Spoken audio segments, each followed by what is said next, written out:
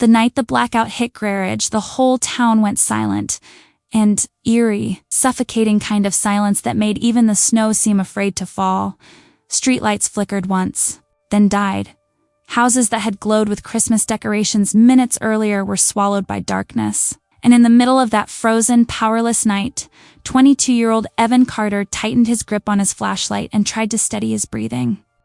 It was his first winter as a rookie cop. His first Christmas alone, his first blackout patrol. The radio crackled with the same message over and over: check on the elderly. Some houses may not have heat, but the signal was weak, fading in and out like the storm wanted to swallow every sound. Evan drove slowly through the snow-covered streets, the cruiser's tires crunching through ice. The deeper he went into the old neighborhood, the darker it became. Every house was black, every window empty, until he saw it, a single candle burning behind frosted glass. Just one, perfectly still, placed exactly in the center of a window like a signal. Evan pulled over, heart thumping. His father, Officer Daniel Carter, used to tell him stories about old traditions during blackouts. A candle in the window, Daniel had once said, means someone inside needs help. Someone who can't call. Someone waiting. Evan hadn't thought about that in years. He trudged through the snow toward the small, sagging house. The storm whipped against his face, but that candle never flickered. It almost felt purposeful. He knocked. No answer. He pushed the door open. Inside, an elderly man sat hunched over a wooden table, wrapped in layers of blankets, breath shallow from the cold. His name, Evan would soon learn, was Walter Alder. He looked frail, fading. But then Walter slowly opened his eyes and stared directly at Evan as if he had been expecting him for decades. "You came," the old man whispered. "I knew you would." Evan froze. "How do you know me, sir?" Walter weakly lifted a trembling hand toward the table. There, lying beside the candle, was a sealed Christmas letter. Evan stepped closer, stopped, stared. Because written on the front, in old handwriting, was his full name. Evan Daniel Carter, and the postmark date wasn't from this year, or last year. It was from 2004, a Christmas letter addressed to him, written almost 20 years ago. Before he could speak, Walter whispered, "Your father brought that letter to me, on the night he died." Before we go any further, take a moment to subscribe and stay with us until the final twist. Some stories don't just warm your heart, they change the way you see your past. Now, let's return to that freezing night in Graridge. Before the blackout, Graridge looked almost magical. It was the kind of small American town people used to send postcards of snow piled on rooftops, Christmas lights draped across front porches, neighbors waving at each other on their way home from work. Evan Carter grew up here, running through these same streets as a kid. Bundled in a puffy jacket his mother insisted was 3 sizes too big for safety. Back then, everything felt warmer, softer, whole. But that was before his father died. Before silence replaced his laughter. Before every December felt heavier than the last. At 22, Evan was doing his best to step into the world his father once protected. Becoming a police officer wasn't just a career. It was a way of staying close to the man everyone remembered as a hero. Even if Evan only remembered pieces. A smile here. A voice there. A uniform hanging behind a door. His mother rarely spoke about what really happened on the night Officer Daniel Carter died. "It was an accident," she would say. "Wrong place, wrong time," and Evan would nod, even though the explanation never truly settled inside him. On nights like this one, when winter pressed against every window and the world felt too quiet, he wondered what truths had been buried with his father. Then came the blackout. Within minutes, the whole town collapsed into darkness. Heat went out. Phone lines failed. Emergency calls flooded the radio. And rookie officers like Evan were sent to check on the town's most vulnerable, mostly elderly citizens living alone. As he drove past darkened homes, something tugged at him. A presence. A memory. He shook it off. Until he saw the candle. A single flame in a sea of darkness. Evan slowed the cruiser. His father once told him long ago, if you ever see a candle during a blackout, someone inside needs you. And just like that, everything began. Snow crunched beneath Evans's boots as he stepped out of the cruiser, the cold slicing through his uniform like a blade. The blackout had silenced everything. No hum of heaters, no glow from living rooms, no Christmas music drifting through the air. Just the wind, and that single candle burning in the window of the old house at the end of Willow Street. The flame didn't flicker, not even when the gusts of winter slammed against the siding. It stood tall, steady, like a lighthouse in a storm. Evan hesitated on the porch. There was no sound inside. No movement, no heat leaking from the cracks around the door. He knocked. "Police department. Anyone home?" Nothing. He tried again, still nothing. The handle turned under his glove. Inside, the house was freezing colder than outside. The air felt heavy, untouched, as though time itself had stopped. A small table sat near the window, and beside the candle was a stack of unopened letters, all addressed to the same person, Walter Alder. Then he spotted him. An elderly man sat slumped in a wooden chair, wrapped in layers of sweaters that were no match for the brutal cold. His hands were purple at the fingertips, his breath shallow, his eyes half-lidded. "Sir?" Evan rushed to him, lifting the man's chin gently. "Sir, can you hear me?" Walter Alder blinked slowly, pupils struggling to focus. Evan grabbed an emergency thermal blanket from his belt and wrapped it tightly around the frail body. "Stay with me," he whispered. "I'm here to help you." Walter stirred, lips beginning to quiver not from cold but from recognition. "You," he breathed. "It's you." Evan froze. "Do you know me?" Walter nodded weakly. "I waited. A long time." Evan's pulse kicked. "Waited? For me?" The old man lifted one shaking hand toward the table. Evan followed his gaze, and saw the sealed Christmas letter lying beside the candle. He leaned closer and felt his stomach plummet. His full name was written across the envelope, Evan Daniel Carter, and when he turned it slightly he saw the postmark. December 24th, 2004, years before he could even read. Years before he could understand anything. Evan looked back at Walter, breath misting in the cold. How is this possible?" Walter's voice cracked like breaking ice. "Your father brought it to me. On his last night alive." Evan's gloved fingers trembled as he lifted the envelope from the table. The paper was yellowed at the edges, the ink slightly faded. The way old Christmas cards look when they've slept in drawers for decades. The handwriting was unmistakably adult steady, careful, deliberate. But the problem was glaring. In 2004, Evan was barely 2 years old. How could a letter exist? For a future he wasn't old enough to understand. Walter Alder watched him with tired, heavy eyes, his breath rattling in his chest. "I kept it safe," he whispered. "Just like he asked me to." Evan swallowed. His throat felt tight. "Who asked you to keep this?" Walter's lips curved into a faint, broken smile. "Your father, son, Daniel Carter." Hearing his father's name hit Evan like a punch. The room felt colder, smaller, as if the walls themselves leaned in to listen. "My father was here?" Evan's voice cracked. "He came to this house?" Walter nodded, though the motion cost him effort. On a night just like this one. A blackout. Snowstorm. Same cold. His eyes drifted to the candle. "He brought the letter and told me to give it to you when the time was right." Evan stared at the seal. "Wax. Unbroken." He whispered. "Why would he bring this to you? Why would he hide it?" Walter inhaled sharply, pain tightening his features. Evan steadied him, offering the thermal blanket closer to his chest. The old man's hands were shaking uncontrollably now.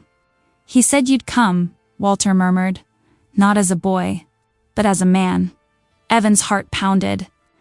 This was insane.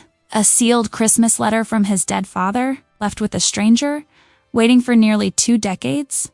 He forced himself to breathe, to stay calm. "Mr. Alder, need you to tell me everything. What was my father doing here?" Walter's gaze drifted past Evan, almost as if he were looking into another time entirely. "He was frightened," he whispered.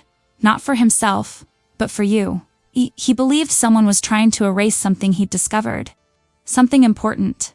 Evan's stomach tightened. No one had ever spoken of his father like this. His mother had never hinted at secrets, never mentioned fear. What was he afraid of, he pressed? What was he trying to protect? Walter clutched Evans's wrist with surprising strength for a man who looked moments from collapse. "Not what," he said. His voice thinned to a single trembling breath. "Who?" Evan leaned in. "Who?" Walter swallowed. "You, Evan. He was trying to protect you." The rookie staggered back, breath catching. "Protect me from what?" Walter's eyes fluttered shut. His head slumped forward. For a terrifying heartbeat, Evan thought he'd lost him.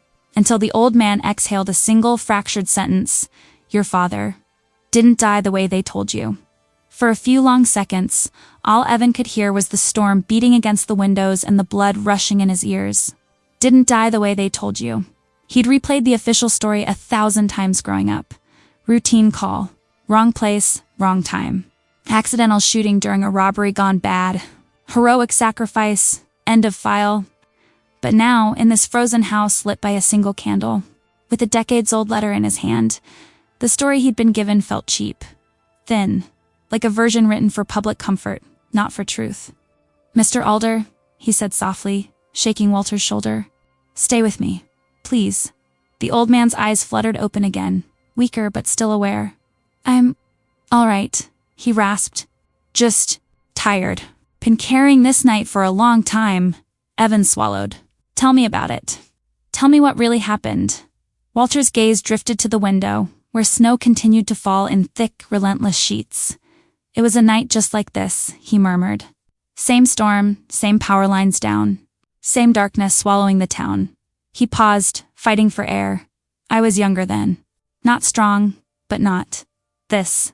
A ghost of a smile tugged at his lips. Your father came to check on me. Everyone knew I lived alone. People worried.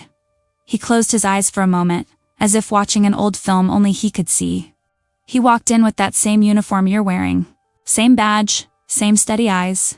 But there was something else, something heavy on his shoulders. Not just the weather, not just the job. Evan listened, hardly daring to breathe. He told me, Walter continued, that he'd discovered something he wasn't supposed to. Something that put his family at risk. He didn't give details. Cops don't, not when they're trying to protect someone. But he handed me that letter and said, if anything happens to me, you keep this safe. And when my boy is grown, you give it to him. Don't let them erase me. Evan's grip tightened around the envelope. Erase me. The phrase burned. He said there might be people who preferred a clean story, Walter whispered. A simple hero's death. Something the town could swallow. But he wanted you to have the real version someday. In his own words.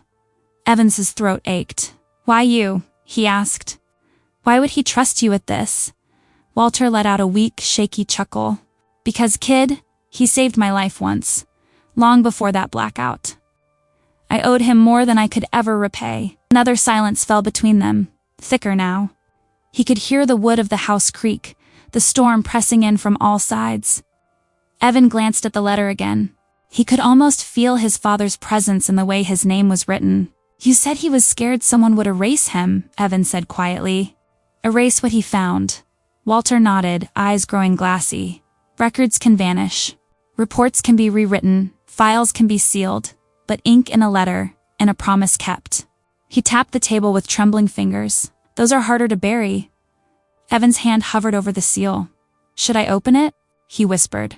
Walter turned his head slowly and looked him dead in the eyes, and in that moment he didn't seem frail at all. He seemed like a man handing off a burden he'd carried for 2 decades. Not yet, Walter said. Evan blinked. Why not? The old man's fingers curled around the edge of the table, trying to hold on to consciousness a little longer, because before you read what he wrote, he swallowed hard. You need to see what they tried to erase. With surprising strength, Walter reached toward the floor beside his chair, groping for something hidden in the shadows. His hand emerged holding a worn, leather-bound patrol notebook. On the cover, pressed deep into the leather, was a name Evan hadn't seen written in years. Officer Daniel Carter, and half of it had been scratched out. Evan stared at the notebook as if it were a living thing.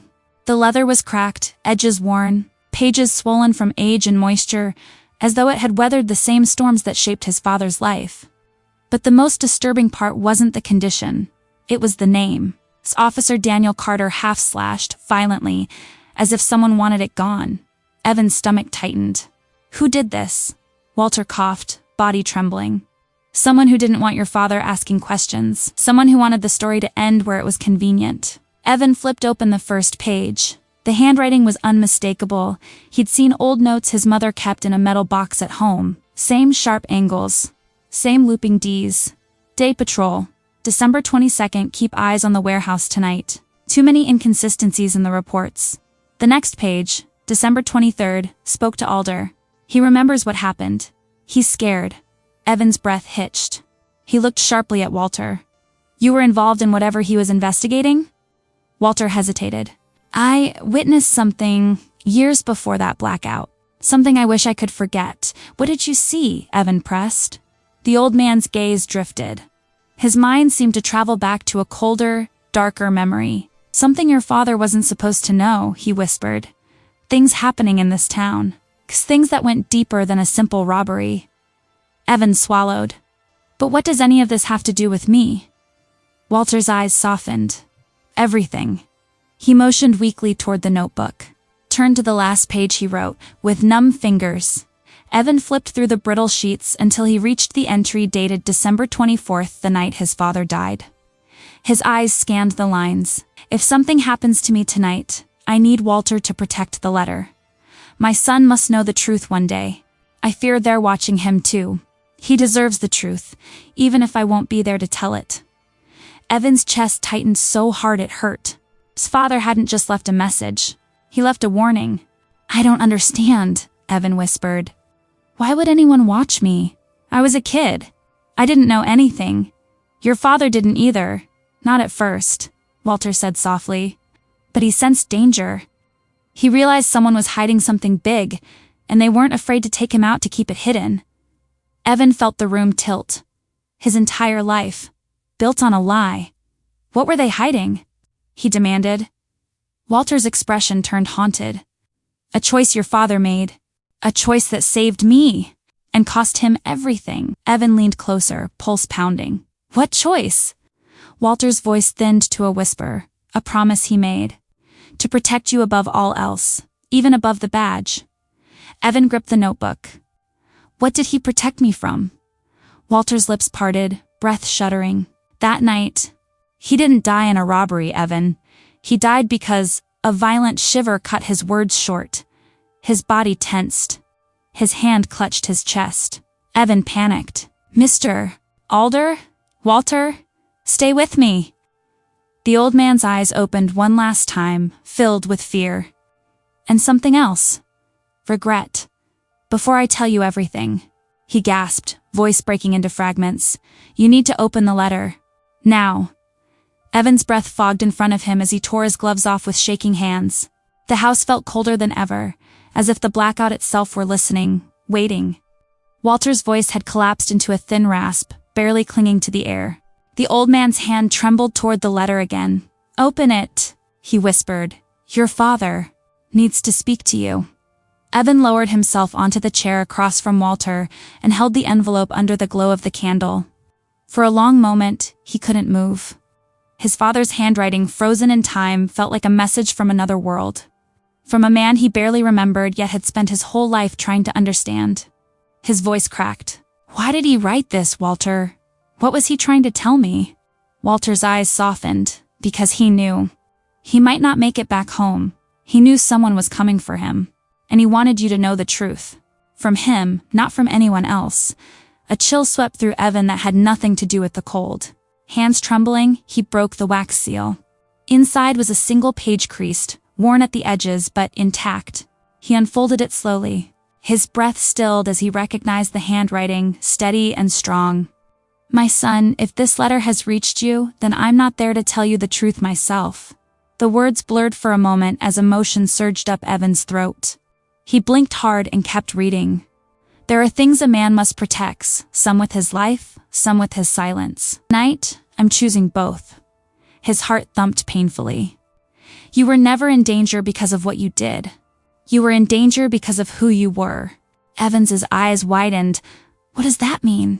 Walter coughed violently but motioned for him to continue. I crossed paths with people who feared what the future might look like if you grew up knowing the truth.